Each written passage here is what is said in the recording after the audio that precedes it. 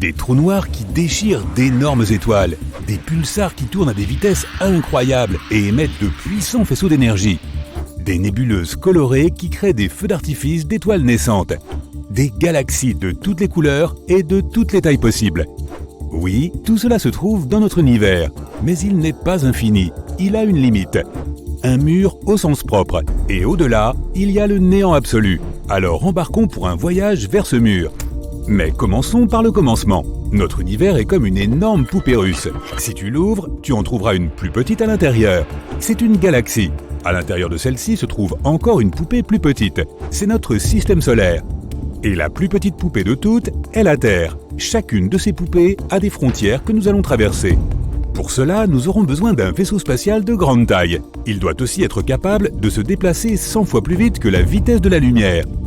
Tu montes à bord et tu démarres les moteurs. Notre première limite se trouve à 100 km au-dessus du niveau de la mer. C'est 10 fois plus haut que l'altitude des avions de ligne. Ce point s'appelle la ligne de Kármán.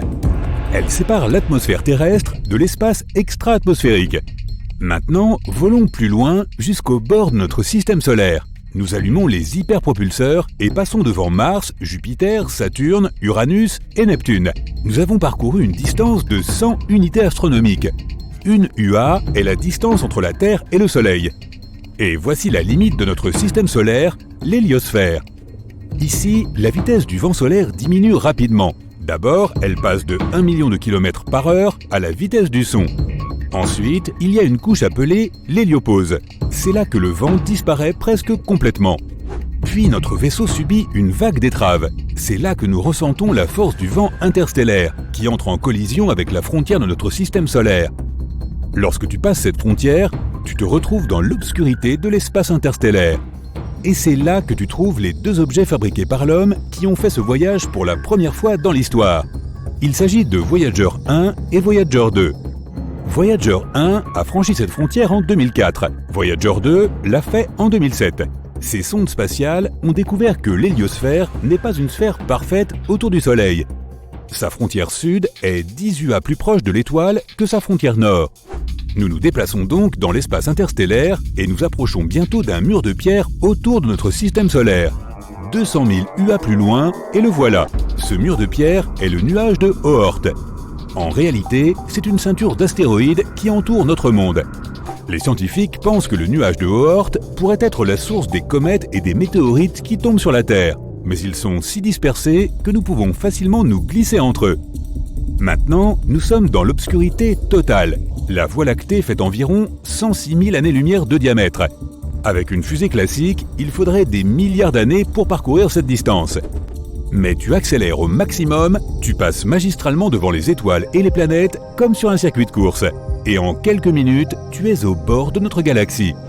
Il n'y a plus de vent interstellaire. Tout ce que tu vois, ce sont des points lumineux quelque part au loin. Ces points sont d'énormes galaxies. Il nous faut consulter une carte pour se rendre jusqu'au bord de notre univers tout entier. Tu es ici, près de la Voie lactée. Elle fait partie d'un amas de galaxies appelé le superamas Laniakea. Mais même cet énorme amas est comme une aiguille dans une botte de foin. En faisant un zoom arrière, on trouve le superamas Hydra Centaurus. Des milliers de galaxies sur la carte ressemblent à de petits points. Zoom arrière maximum. Voici tout notre univers observable. Nous pensions qu'il était infini, mais nous avons peut-être la preuve qu'il y a une frontière. Elle se trouve ici, à 10 milliards d'années-lumière de chez nous. Même si tu te déplaçais à la vitesse de la lumière, un voyage là-bas prendrait 2 fois plus de temps que l'existence de notre planète entière. Pendant ce temps, soit le Soleil s'éteindrait, soit il exploserait comme une supernova, détruisant tout notre système solaire. Et si tu pouvais vivre aussi longtemps et revenir ensuite chez toi, tu verrais que notre galaxie n'existerait plus. Elle est depuis longtemps entrée en collision avec la galaxie d'Andromède et a fusionné en un seul grand corps cosmique. Heureusement, ton vaisseau est capable de déformer l'espace-temps pour que ce voyage prenne littéralement quelques secondes. Boum! Félicitations, tu es arrivé à destination. Le supervide d'Eridanus. Certains scientifiques pensent que cet endroit est la preuve des collisions de notre univers avec quelque chose d'assez grand pour laisser une si grande cicatrice. Le supervide d'Eridanus est un espace vide et froid de 1 milliard d'années-lumière de large. Si tu imagines ce vide comme une tasse, il pourrait contenir au moins 10 000 galaxies. Et il est apparu après un accident aux proportions gigantesques. L'objet qui s'est écrasé dans notre univers n'était autre que un autre univers. Oui, d'autres univers peuvent réellement exister. Imagine que notre univers entier est une énorme bulle qui contient tous les amas de galaxies de l'univers observable. Il pourrait y avoir un nombre infini de telles bulles qui seraient nées pendant le Big Bang. Ces univers peuvent être différents d'une autre. Ils peuvent abriter d'autres galaxies et nébuleuses. Mais ces bulles pourraient aussi être des univers parallèles. Cela signifie que si tu as choisi des céréales plutôt que des flocons d'avoine ce matin, dans un autre univers, ton alter ego pourrait avoir choisi les flocons d'avoine. Chaque choix que tu as fait dans la vie a eu des conséquences complètement différentes dans un univers parallèle. Et comme le nombre de choix est infini, il y a une infinité d'univers parallèles. Donc, comme une bulle ordinaire, notre univers a une paroi qui se trouve près du supervide d'Eridanus. Il y a longtemps, une autre bulle est passée devant la nôtre. En se rapprochant l'une de l'autre, leurs champs gravitationnels ont commencé à interagir. Notre mur frontalier a commencé à se déformer et à s'étirer vers l'autre univers. La même chose s'est produite de l'autre côté. Puis, les parois des deux univers sont entrées en contact. Mais comme les bulles ont bougé, leur lien a commencé à se rompre. Et l'autre univers a arraché un énorme morceau du nôtre.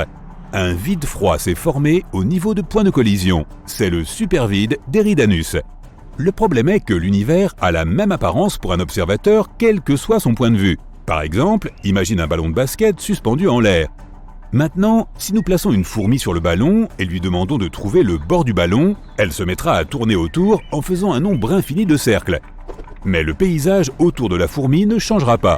Tout ce qu'elle verra, c'est un univers arrondi parce que la sphère reste la même, quel que soit le point de vue. La même chose se produit lorsque nous essayons de trouver le bord de notre univers. Tout cela parce que nous imaginons le monde dans un espace tridimensionnel et que notre vue est limitée. Par exemple, tu vois un carré ordinaire dans un espace bidimensionnel. Mais si tu ajoutes de la profondeur et que tu changes le point de vue, voilà, c'est un cube. Si nous pouvions voir l'univers dans un espace à 4 dimensions, un carré pourrait être quelque chose de complètement différent. Mais peut-être pourrions-nous quitter notre bulle d'adoption. La clé pour voyager dans un autre univers se trouve peut-être à l'intérieur d'un trou noir. Un trou noir est l'un des objets les plus mystérieux de l'univers. Ils sont si massifs qu'ils déforment non seulement l'espace, mais aussi le temps. C'est comme placer un rocher très lourd sur un filet. Le filet s'affaissera et plus tu te rapprocheras du rocher, plus la courbure sera forte. Une fois que tu es dans le champ gravitationnel d'un trou noir, tu ne peux plus en sortir. Nous ne savons toujours pas ce qui pourrait se trouver au cœur d'un trou noir. Certains scientifiques supposent que les trous blancs existent aussi. Théoriquement, ils devraient naître en même temps que les trous noirs. À l'exception de la couleur, ils sont l'exact opposé des trous noirs. Rien ne peut s'approcher d'un trou blanc. Pour l'instant, il n'y a pas de données sur ces objets, mais la théorie de la relativité générale suggère qu'ils existent. Il existe également une théorie selon laquelle un trou noir pourrait être un portail vers un autre univers. Lorsque tu entres dans un trou noir, tu peux ressortir de l'autre côté par l'horizon des événements du trou blanc. Tu contournes donc la frontière des univers et tu te retrouves dans un monde complètement différent. Mais nous avons peut-être la preuve qu'un trou blanc existe. En 2006, les scientifiques ont découvert une explosion d'énergie inhabituelle à 1,6 milliard d'années-lumière de la Terre. Ce sursaut était unique. Il ne ressemblait pas à une explosion de supernova ou même à la fusion de deux trous noirs. Certains astronomes pensent que c'était la naissance d'un trou blanc, mais comme il était instable, il a été détruit presque immédiatement. Ce processus n'était pas sans rappeler la naissance de notre univers tout entier, le Big Bang. Les scientifiques l'ont donc appelé le Little Bang. Tu voyages dans l'espace profond en tournant autour des étoiles et des galaxies. Waouh! On dirait bien que cette nébuleuse multicolore va bientôt s'effondrer sous son propre poids et exploser comme une supernova. Maintenant, tournons prudemment autour de ce trou noir. Essaye de ne pas te faire prendre dans son champ gravitationnel, où il t'avalera tel un monstre de l'espace. Mais attends, c'est quoi cette étrange structure là? C'est un mur de lumière. Et si tu regardes bien, tu verras que chaque point lumineux est une galaxie entière. Ce mur compte environ 100 000 galaxies. La Voie lactée compte 100 milliards d'étoiles. Ce mur contient donc 1 billiard d'étoiles, soit 10 suivi de 15 zéros, qui sont semblables à notre Soleil. On appelle cette structure géante le mur du pôle Sud. Elle est située à environ 500 millions d'années-lumière de la Terre. En comparaison, l'étoile la plus proche de chez nous est Proxima Centauri. et elle se trouve à environ 4,2 années-lumière. Les fusées actuelles pourraient parcourir cette distance en environ 73 000 ans. Du coup, le voyage vers le mur du pôle sud durerait probablement plus longtemps que notre système solaire lui-même. Ce mur est tout simplement gigantesque, même à l'échelle cosmique. Il fait environ 1,37 milliard d'années-lumière de long.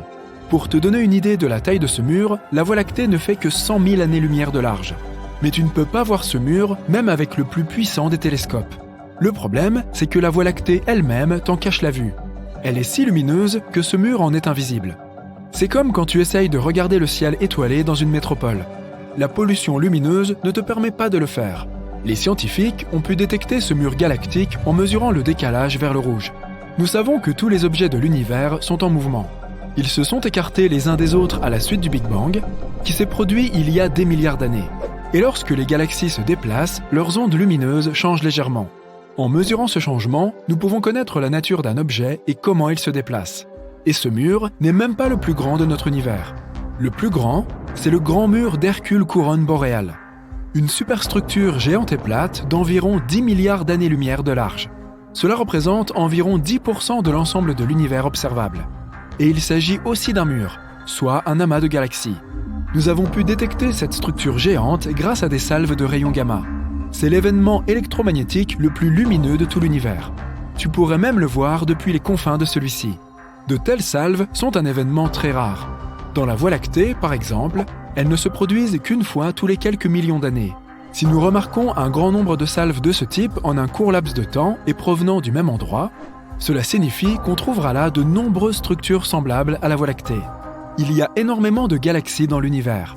Une autre structure géante exceptionnelle est le Huge LQG, ou immense grand amas de quasars. Il fait environ 4 milliards d'années-lumière de diamètre. Il faut donc à un photon de lumière autant de temps pour aller d'un côté à l'autre de cette structure qu'il en a fallu à la Terre pour se développer de sa naissance à aujourd'hui. Et si tu mettais l'immense grand amas de quasars sur une balance, il serait 6,1 milliards de fois plus lourd que notre Soleil. Les scientifiques ont découvert qu'il y a au moins 73 quasars dans cette structure. Ils sont parmi les objets les plus extraordinaires de l'univers. Ce sont eux les noyaux actifs des galaxies. Au centre d'un quasar se trouve un trou noir supermassif. Ce géant dévore toute la matière qui l'entoure. L'immense force de gravité tord la matière autour du trou noir, formant un disque. Et ce disque est la source du rayonnement la plus puissante qui existe. Pour te faire une idée, le rayonnement d'un seul quasar est des dizaines ou des centaines de fois plus puissant que celui de toutes les étoiles de notre galaxie réunies. Grâce à ce rayonnement, nous pouvons détecter les quasars même à de très grandes distances. C'est pourquoi on les appelle aussi les balises de l'univers. Les scientifiques utilisent les quasars pour étudier l'univers et tout ce qui bouge en son sein. L'un des quasars les plus éloignés de nous se trouve à environ 13,1 milliards d'années-lumière. Cela en fait l'un des objets les plus anciens de l'univers. Il est apparu environ 690 millions d'années après le Big Bang, et il est presque 3 fois plus vieux que notre système solaire. Il brille toujours avec une luminosité extrême, étant environ 4 suivi de 14 zéros fois plus lumineux que le Soleil. Les scientifiques nous expliquent qu'au centre de ce géant se trouve un trou noir supermassif, 800 millions de fois plus lourd que le Soleil. Toutes ces structures géantes ne sont pourtant que les blocs de construction de notre univers. Regarde, voilà notre système solaire. Maintenant, fais un petit zoom arrière. Là, c'est l'endroit où se trouve notre étoile dans la galaxie de la Voie lactée. Fais encore un petit zoom arrière. Voici un groupe local de galaxies. Tous les points brillants que tu vois là sont des galaxies. Voici Andromède, et voici la galaxie du Triangle, plus quelques douzaines d'autres galaxies légèrement plus petites. Elles sont toutes liées les unes aux autres par la gravitation. La taille de cette structure est d'environ 10 millions d'années-lumière. C'est 100 fois la largeur de notre galaxie. Encore un zoom arrière, s'il te plaît. Ceci est le super amas de la Vierge. Il est 20 fois plus grand que le groupe local. Il y a là environ 30 000 galaxies différentes. Et la masse de l'ensemble fait environ 1 suivi de 15 zéros fois la masse solaire. Zoom arrière, l'Aniakea. Cette structure est presque 3 fois plus grande. Elle comprend le super amas de la Vierge et d'autres amas plus petits. Et elle contient environ 100 000 galaxies. Ce n'est pas encore fini. Fais encore un zoom arrière. Voici le complexe de super amas Poisson-Baleine. Cette structure galactique géante contient environ 60 amas de galaxies. Il y a donc ici plus de galaxies que de grains de sable dans le désert. Allez, tu sais quoi faire. Zoom arrière. Ouf. Voici tout l'univers observable. il y a plus de 500 milliards de galaxies. Et les étoiles, eh bien, il y a environ 1 milliard de billions d'étoiles. L'univers observable a sa propre structure. Les amas de galaxies forment des chaînes et des murs, comme tu l'as déjà vu. Mais ces chaînes sont séparées par d'énormes régions de néant absolu. Ces zones sont appelées des vides. Dans ces endroits, il n'y a pas de matière du tout. Il y a moins de molécules dans ces vides que dans une salle déserte. L'un de ces vides jouit d'une réputation très mystique. Il s'agit du vide de l'Éridan, ou point froid. Il est apparu ici seulement 380 000 ans après le Big Bang. Il fait presque 1 milliard d'années-lumière de large et pourrait contenir des centaines, voire des milliers de galaxies et des billions d'étoiles. Certains scientifiques pensent que ce point froid pourrait être le résultat de la plus grande collision jamais survenue. Une collision d'univers. Il existe une théorie selon laquelle notre univers est une sorte de bulle. Une énorme sphère contenant tous ces murs et toutes ces chaînes de galaxies. Imagine maintenant qu'il y ait un nombre infini de ces bulles. Il pourrait s'agir de mondes parallèles ou de différents univers. Il y a de nombreuses années, une bulle s'est approchée de la bulle de notre univers. Leurs parois se sont touchées et les deux univers se sont connectés pendant un moment, comme deux gouttes d'eau qui se rejoignent. Mais cet univers a continué à bouger. La zone où les bulles se rejoignaient est devenue de plus en plus fine jusqu'à ce que le lien soit rompu et que les deux bulles se détachent l'une de l'autre. À ce moment-là, le deuxième univers a arraché une partie de la matière de notre bulle. Toutes ces galaxies qui remplissaient le vide de l'Éridan se sont retrouvées dans un univers parallèle. Des scientifiques ont avancé l'hypothèse que nous pourrions bien un jour rencontrer d'autres bulles. Mais voler jusqu'au mur supposé de notre univers prendrait une éternité. Et il faudrait encore plus de temps pour voler dans l'espace interuniversel. Nous devrons donc utiliser des portails ou des trous de verre. Voici comment cela fonctionne. Imagine une feuille de papier avec un point A d'un côté et un point B de l'autre. Au lieu de traverser toute la feuille de papier, nous plions simplement la feuille, de sorte que le point A se trouve juste au-dessus du point B. Il ne reste plus qu'à faire un petit trou et le voyage ne prend que quelques instants. Certains scientifiques pensent que de tels passages d'un univers à l'autre se trouvent à l'intérieur des trous noirs. Mais comment survivre si l'on tombe dans un trou noir ? Il suffit d'en choisir un qui soit assez grand. Tout est une question de gravité. Imagine-toi en train de tomber vers un trou noir en ce moment même. Plus tu t'en approches, plus son effet est puissant. Il s'intensifie à chaque centimètre. À un moment donné, la force gravitationnelle qui affecte ta tête est beaucoup plus forte que celle qui affecte tes pieds. Puis tu te transformes en spaghetti. Miam! Mais si tu choisis un trou noir supermassif, comme ceux qui se trouvent au centre des galaxies, la force gravitationnelle augmente plus progressivement. Ils peuvent être des millions de fois plus lourds que le Soleil et beaucoup plus grands. Mais la force gravitationnelle sur ta tête et tes pieds sera presque égale et tu ne souffriras pas. Qui sait, peut-être que si tu réussis à survivre à une chute dans un trou noir aussi massif, tu te retrouveras dans un univers complètement différent où les lois de la physique n'ont plus rien à voir avec celles que nous connaissons. Mais pour l'instant, ce n'est qu'une théorie. 13,8 milliards d'années, une mystérieuse explosion s'est produite dans l'espace. C'était le chaos. Un moment où les étoiles, les planètes, les astéroïdes, le reste des corps spatiaux et les galaxies sont nés. C'était le Big Bang, une théorie que nous connaissons tous. Mais personne ne sait avec certitude ce qui s'est passé, d'où vient l'univers et ce qu'il y avait avant. Certains pensent même que l'univers est passé par un cycle où il s'est contracté et étendu plusieurs fois. En 1991, un cosmologiste de l'université de Stanford nommé Andrei Linde a soumis un article dont l'idée principale suggérait la possibilité que l'univers ait été créé dans un laboratoire. Selon sa théorie, il y avait une chance qu'une civilisation avancée quelque part dans le monde ait créé notre univers. Cette civilisation aurait créé un cosmos entièrement nouveau, qui a ensuite évolué vers ses propres planètes, étoiles et formes de vie intelligentes. 30 ans plus tard, de nombreux scientifiques prennent cette théorie très au sérieux. Ils ont même commencé à parler de choses que nous, en tant que civilisation, pourrions faire pour atteindre un niveau aussi avancé. La théorie dit que cette civilisation avancée a décidé d'ajouter une technologie qui a aidé à créer un nouvel univers à partir de rien. Cela a eu lieu par le biais du tunnelage quantique.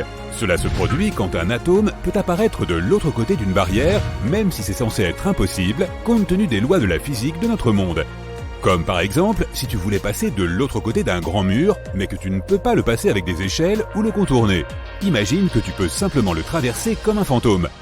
Dans notre monde, ce n'est pas possible, mais une civilisation plus avancée pourrait être capable de le faire. De plus, ils auraient compris comment ils pouvaient créer de nouveaux univers.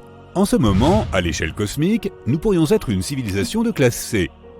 Nous ne savons pas comment recréer certaines choses, par exemple les conditions sur la Terre si notre étoile centrale, le Soleil, s'éteint. Si nous parvenons à devenir une civilisation de classe B, nous apprendrons à ajuster les conditions pour être indépendants du Soleil. Cela signifie que nous pourrions peut-être même apprendre à vivre sans lui. Et si nous passons au niveau supérieur et devenons de classe A, nous saurons comment recréer les conditions cosmiques et produire notre propre cosmos dans nos laboratoires. Pensons au monde dans lequel nous vivons à travers 3 dimensions d'espace, Est-Ouest, Nord-Sud et Haut-Bas. Il y a aussi une dimension de temps, ce qui signifie que nous pouvons distinguer le passé du futur. Une 5e dimension représenterait une dimension supplémentaire de l'espace. La théorie de son existence a été mentionnée pour la première fois dans les années 1920. Elle a été inspirée par la théorie de la gravité d'Albert Einstein, qui a déclaré que l'espace-temps est déformé par la matière et l'énergie. Nous ne pouvons pas percevoir ces 4 dimensions, mais nous voyons comment un objet se déplace et l'attribuons à la gravité. Et peut-être qu'il y a une autre force, comme la force électromagnétique, qui est plus de 1000 fois plus forte que la gravité et qui pourrait expliquer les choses qui se passent dans cette dimension supplémentaire de l'espace. La 5e dimension est courbée, de sorte que nous ne pouvons pas la voir. Mais l'idée de cette dimension a été mentionnée dans une théorie des cordes. Elle considère l'univers comme de très petites cordes de masse-énergie et non comme des particules. Elle vibre dans un espace-temps à 10 dimensions, sachant que 6 d'entre elles prennent moins de place qu'un seul atome. Cela a conduit à l'image de l'univers comme une île en 3D qui flotte dans un espace-temps à 10 dimensions. De plus, la 5e dimension pourrait être une excellente explication pour nous en dire plus sur la matière noire. C'est la matière invisible qui a une masse, mais que nous ne pouvons pas voir et qui ne peut pas interagir avec la matière ordinaire. Or, la matière noire représente 85% de toute la matière de notre univers. L'univers ne peut pas être immobile, il est constamment en mouvement, se contractant ou s'étendant. Nous pensions qu'il y avait 100 milliards de galaxies, mais il s'avère qu'il y en a plus d'1 trillion.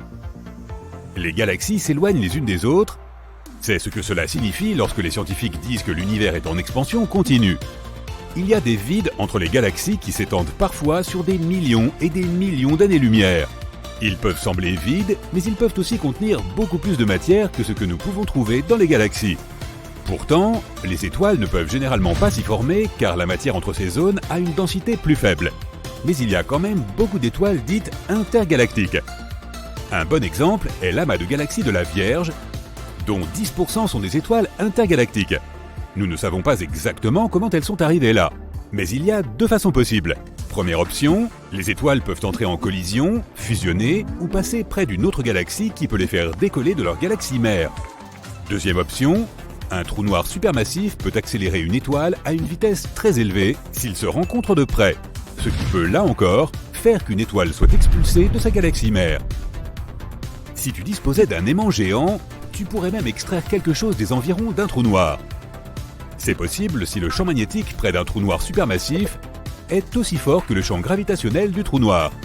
Mais cela ne fonctionne pas si nous parlons de matériel qui se trouve déjà au-delà de l'horizon des événements du trou noir. C'est la limite où la force gravitationnelle est si puissante que même la lumière ne peut pas s'en échapper. Il faudrait que tu accélères ce matériau au moins à la vitesse de la lumière pour qu'il puisse s'échapper. Pour cela, tu aurais besoin d'une quantité infinie d'énergie. Mais un aimant pourrait t'aider si quelque chose se dirige vers le trou noir, mais n'est pas encore entré à l'intérieur. Lorsque l'on évoque les trous noirs, tu as sans doute en tête l'image d'un vide géant dans l'espace. Mais la Voie lactée est très probablement pleine de milliers de trous noirs plus petits qui flottent dans la galaxie. Lorsqu'une étoile arrive à sa fin, elle est détruite dans une explosion de supernova, qui est un cataclysme d'énergie.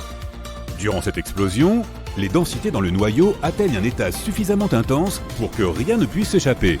Au même moment, la majeure partie de l'étoile explose vers l'extérieur, mais une partie s'effondre vers l'intérieur, créant un trou noir. Plus l'étoile est grosse, plus le trou est gros. Le trou noir avale alors tout ce qui se trouve sur son chemin, y compris les autres étoiles. Lorsqu'une étoile est attirée dans le trou noir, elle est déchirée à cause de la forte gravité à l'intérieur. Certaines de ses parties tombent dans le trou, tandis que les autres sont éjectées à des vitesses incroyablement élevées. Certains trous noirs pourraient avoir été formés de façon différente. Les premiers stades de notre univers étaient pour le moins assez chaotiques. Il y avait des températures et des pressions élevées, et cet état a façonné le cosmos tout entier. Dans les bonnes conditions, n'importe quelle vieille tache de gaz a pu se rétrécir pour devenir un trou noir. Et il en existe de toutes les tailles, de quelques kilos à des masses colossales comme celles de milliers de soleils, et tout ce qui se trouve entre les deux. Les trous noirs ne sont pas vraiment noirs, ce sont des zones à forte gravité et aucun objet ne peut s'échapper lorsqu'il entre à l'intérieur. Ils se nourrissent de rayonnements électromagnétiques tels que la lumière et les particules spatiales. Comme ils consomment de la matière en permanence, les trous noirs émettent une lueur sombre. La Terre n'est pas si proche du bord inhospitalier du système solaire. Nous sommes en 6e position. Les scientifiques ont créé une carte 3D de notre système solaire où nous pouvons voir à quoi ressemble le bord. Il leur a fallu 13 ans pour la concevoir. La frontière s'appelle l'héliosphère externe. Elle marque la zone de l'espace où le vent solaire, qui est le flux de particules chargées que notre Soleil émet, est dévié et drapé par le rayonnement qui provient de la région vide au-delà de notre système solaire. La couche intérieure de l'héliosphère est celle où le Soleil et les planètes ont la forme approximative d'une sphère, alors que la couche extérieure n'est pas aussi symétrique. Cette asymétrie se produit parce que notre Soleil se déplace dans la galaxie et subit une friction avec le rayonnement qui se trouve devant lui.